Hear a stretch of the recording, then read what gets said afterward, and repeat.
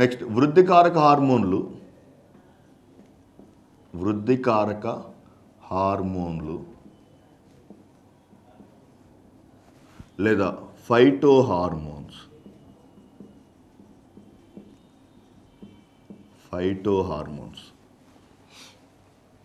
Phyto అనగా వృక్షాలు.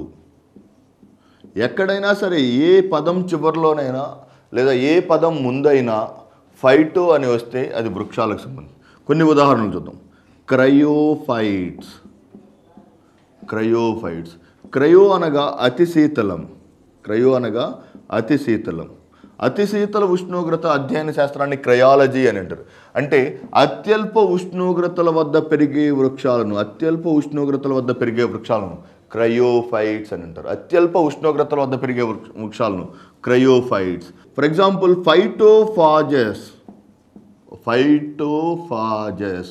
ఫాజెస్ అనగా వైరస్. ఫైటో అనగా వృక్షాలు. ఫైటో అంటే చెప్పుకున్నాం కదా వృక్షాలను. వృక్షాలకు సోకే వైరస్లను ఫైటోఫాజెస్ అంటారు. అంటే ఏ పదం యొక్క పేరు మొదల్లో కానీ లేదా చివరిలో కానీ ఫైటో అని వస్తే అది వృక్షాలకు సంబంధించినది, ఫాజెస్ అని వస్తే వైరస్కి సంబంధించినది. అంటే ఫైటో హార్మోన్స్ అనగా వృక్షాలలో ఉండే హార్మోన్లు, వృక్షాల్లో ఉండేటువంటి హార్మోన్లు అనగా శరీరంలో ఒక భాగంలో ఉత్పత్తి అవుతూ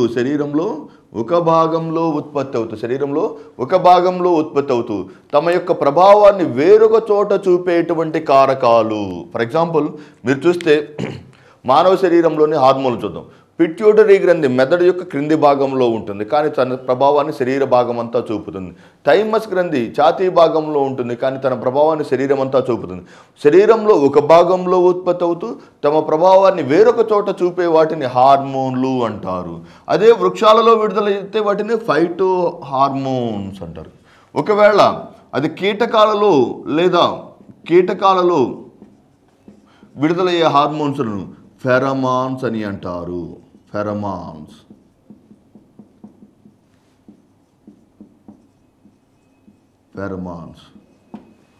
కీటకాల్లో విడుదలయ్యే హార్మోన్స్ను ఫెరమాన్స్ అని, వృక్షాల్లో విడుదలయ్యే హార్మోన్లను ఫైటో హార్మోన్స్ అని అంటారు. ఫెరమాన్స్ అనగా వెరీ వెరీ ఇంపార్టెంట్ అమ్మ. ఫెరమాన్స్ అనగా దీన్ని ఫెరమాన్స్ను ఆధారం చేసుకుని లింగాకర్షక బుట్టలు తయారు చేస్తారు. లింగాకర్షక బుట్టలు లేదా ఫెర్మాన్ ట్రాప్స్ తయారు చేస్తారు. ఫెరమాన్ ట్రాప్స్ తయారు చేస్తారు. అంటే కీటకాలలో విడుదలయ్యే హార్మోన్లను ఫెరమాన్స్ అని అంటారు. ఆ ఫెరమాన్స్ను ఆధారం చేసుకుని ఉపయోగించే బుట్టలను లింగాకర్షక బుట్టలు లేదా ఫెర్మాన్ ట్రాప్స్. మీరు గమనించి చూస్తే పంట పొలాల్లో ఇటువంటి ప్లాస్టిక్ సంచి వంటి నిర్మాణాలు కనిపిస్తూ ఉంటాయి. ఈ ప్లాస్టిక్ సంచి వంటి నిర్మాణాల్లో ఈ ఫెరమాన్స్ పోలినటువంటి ఏదో ఒక రసాయనిక ట్యూబ్ వంటి నిర్మాణాన్ని పైన తగిలించడం ద్వారా ఈ ప్లాస్టిక్ పదార్థమైనటువంటి ఈ ఫెరమాన్ ట్రాప్ సాధారణంగా ఇది ఆడ కీటకాన్ని పోలినటువంటి రసాయనాలను విడుదల చేస్తూ ఉంటుంది. ఈ రబ్బర్ ట్యూబ్ వంటి నిర్మాణం ఇది ఆడకీటకాన్ని పోలినటువంటి రసాయనాలను విడుదల చేస్తూ ఉంటుంది.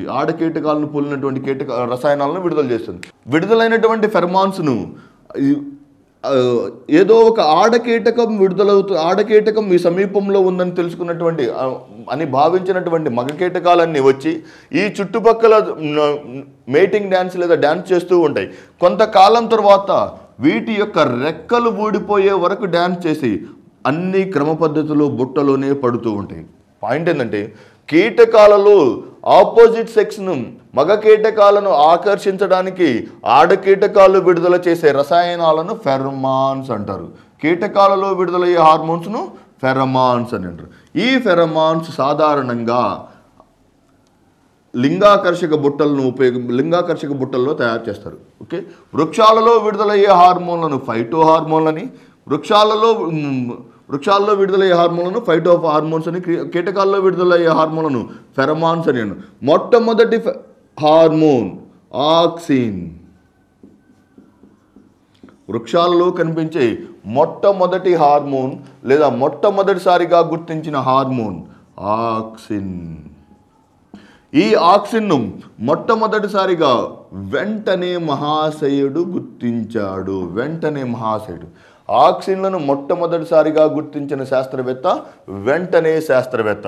ఈ వెంటనే గుర్తించినటువంటి ఆక్సిన్లను వీటి యొక్క రసాయన నామం ఇండోల్ ఎసిటిక్ ఆమ్లం.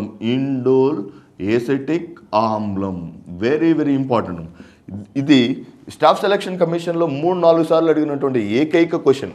ఆక్సిన్ల యొక్క రసాయన నామం ఇండోల్ ఎసిటిక్ ఆమ్లం లేదా దీన్ని IAA అని అంటారు.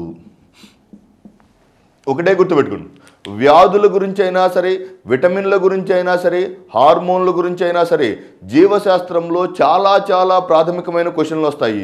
ఈ ప్రాథమిక క్వశ్చన్లో ఎట్టి పరిస్థితుల్లో తప్పు పెట్టకూడదు. That is very very fundamental question.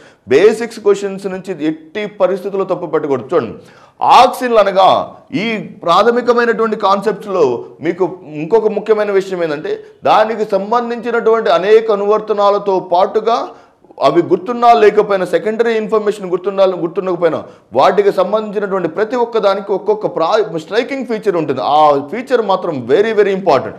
ఆక్సిన్లు అనగానే నీకు గుర్తుకు రావాల్సినటువంటి లక్షణం అగ్రాధిక్యత. ఆక్సిన్లు అనగానే మొట్టమొదటిసారిగా నీకు గుర్తు రావాల్సిన కాన్సెప్ట్ అగ్రాధిక్యత. అంటే అగ్రభాగం ఆధిక్యతను చూపటం.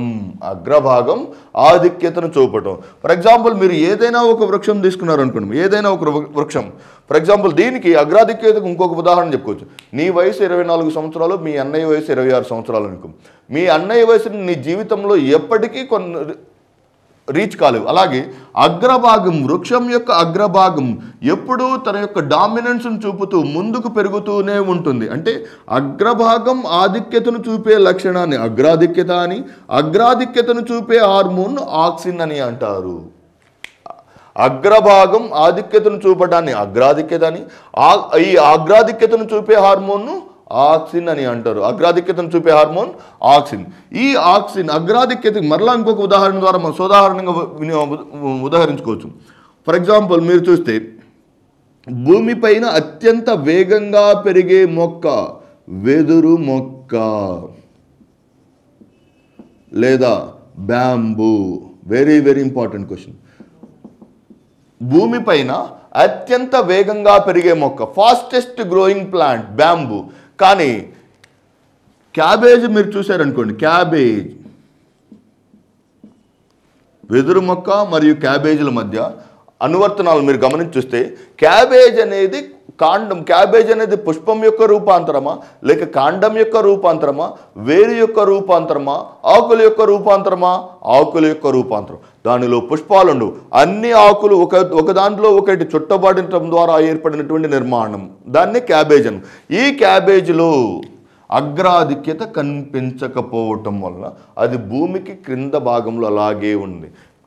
ఫర్ ఎగ్జాంపుల్ వెదురు మొక్కలు అగ్రాధిక్యత వేగంగా ఉండటం వలన మరియు అగ్రాధిక్యత ఎక్కువగా ఉండటం వలన వెదురు మొక్క భూమిపైన అత్యంత వేగంగా పెరిగే మొక్క. అంటే వెదురు మొక్కలు ఆక్సిన్లు అధికంగా కనిపిస్తాయి. క్యాబేజీలో ఆక్సిన్లు చాలా తక్కువ మొత్తంలో కనిపిస్తాయి. అంటే ఆక్సిన్ అనే హార్మోన్ అగ్రాధిక్యత అనే లక్షణాన్ని చూపటం వలన వెదురు మొక్క చాలా వేగంగా పెరుగుతుంది. ఆక్సిన్ అనే హార్మోన్ అగ్రాధిక్యత అనే లక్షణాన్ని చూపకపోవటం వలన క్యాబేజ్ ఆకు యొక్క రూపాంతరం లేదా పత్రం యొక్క రూపాంతరం లాగా మిగిలిపోతుంది. ఈ ఆక్సిన్ సాధారణంగా ఆక్సిన్ యొక్క రసాయన నామమైనటువంటి ఇండోల్ ఎసిటిక్ ఆమ్లం, ఆక్సిన్ యొక్క రసాయన నామమైనటువంటి ఇండోల్ ఎసిటిక్ ఆమ్లాన్ని కొద్దిగా మార్పిడి చేయటం ద్వారా 2,4-D ఇండోల్ ఎసిటిక్ ఆమ్లంగా మార్చవచ్చు. 2,4-D ఇండోల్ ఎసిటిక్ ఆమ్లం, 2,4-D IAA. ఆక్సిన్ యొక్క రసాయన నామం ఇండోల్ ఎసిటిక్ ఆమ్లం. ఈ ఇండోల్ ఎసిటిక్ ఆమ్లాన్ని కొద్దిపాటి రసాయనిక మార్పుల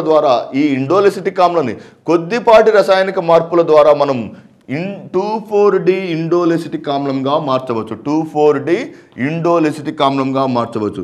ఈ 2,4-D ఇండోలెసిటిక్ ఆమ్లం, ఈ 2,4-D ఇండోలెసిటిక్ ఆమ్లం కలుపు నివారిణిగా ఉపయోగిస్తారు. కలుపు నివారిణిగా ఉపయోగిస్తారు లేదా వీడిసైడ్. Very very important. చాలా పాయింట్స్ పడుతుంది చూడండి.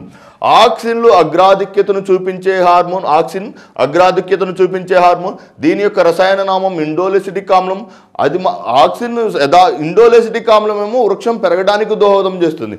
దాన్ని కొద్దిపాటి మార్పులు చేస్తే వచ్చేటువంటి 2,4-D ఇండోలెసిటిక్ ఆమ్లం కలుపులను నివారించడానికి దోహదం చేస్తుంది. కలుపులను నివారించడానికి దోహదం చేస్తుంది.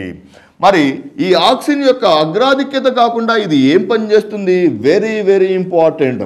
అగ్రాధిక్యత కాకుండా ఇది చిన్నగా ఉన్నటువంటి పిందెలను, వృక్షంలో ఉన్నటువంటి పిందెలను పెద్ద పరిమాణంలో చేయటానికి, చిన్నగా ఉన్నటువంటి పిందెలను పెద్ద పరిమాణంలో వ్యాకోచింప చేయటానికి దోహదం చేస్తుంది. పెద్ద పరిమాణంలో పెద్ద పిందెలను పెద్ద కాయలుగా చేస్తుంది. మీరు గుర్తుపెట్టుకోవాలి, కాయలను మాత్రమే చేస్తుంది, వాటిని పక్వానికి లేదా రైపనింగ్కి దోహదం చేస్తుంది. కాయలను పక్వానికి రావడానికి ఇథిలిన్ దోహదం చేస్తుంది. చిన్నగా ఉన్నటువంటి పిందెలను పెద్ద కాయలుగా చేయటానికి దోహదం చేసే హార్మోన్ ఆక్సిన్. ఈ ఆక్సిన్ సాధారణంగా పెద్ద కాయలను, ఫర్ ఎగ్జాంపుల్ ఆక్సిన్ ఉత్పత్తి పూర్తి స్థాయిలో ఏర్పడింది అనుకోండి, అంటే ఆ చెట్టులో ఉన్నటువంటి అన్ని పిందెలు పెద్ద కాయలుగా ఏర్పడ్డాయి. ఇలా ఏర్పడిన వెంటనే పిందెలు కాయలుగా ఏర్పడిన వెంటనే మనకి రావాల్సినటువంటి లక్షణం ఏంటిది? అవి ఆ కాయలు పక్వానికి రావటం లేదా మగ్గటం. ఈ పక్వానికి రావడానికి అవసరమైనటువంటి హార్మోన్ ఎవరు? ఈథలిన్. Very very important. ఇక్కడేమో ఆక్సిన్ ఏం చేస్తుంది? చిన్నగా ఉన్నటువంటి పిందెలను పెద్ద పరిమాణంలోకి తెస్తుంది. పెద్ద పరిమాణంలోకి వచ్చిన కాయలు పక్వానికి రావడానికి దోహదం చేసే హార్మోన్ ఈథలిన్. పక్వానికి రావడానికి దోహదం చేసే హార్మోన్ ఈథలిన్. అంటే this is very very important.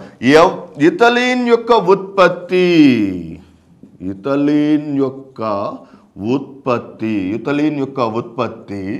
ఎవరి ఉత్పత్తిని ప్రేరేపిస్తుంది? Optimum production. ఆక్సిన్ యొక్క యుక్తతమ ఉత్పత్తి ఇథలిన్ యొక్క ఉత్పత్తిని ప్రేరేపిస్తుంది. ఇంతవరకు ఆక్సిన్ రాగానే ఎవరి యొక్క ఉత్పత్తిని ప్రేరేపిస్తుంది? ఇథలిన్ యొక్క ఉత్పత్తిని ప్రేరేపిస్తుంది. అంటే ఆక్సిన్ యొక్క యుక్తతమ ఉత్పత్తి ఇథలిన్ యొక్క ఉత్పత్తిని ప్రేరేపిస్తుంది. ఇది ఆక్సిన్లకు సంబంధించిన సమాచారం. రెండవ ఫైటో హార్మోన్ జిబ్బరెలిక్ ఆమ్లం.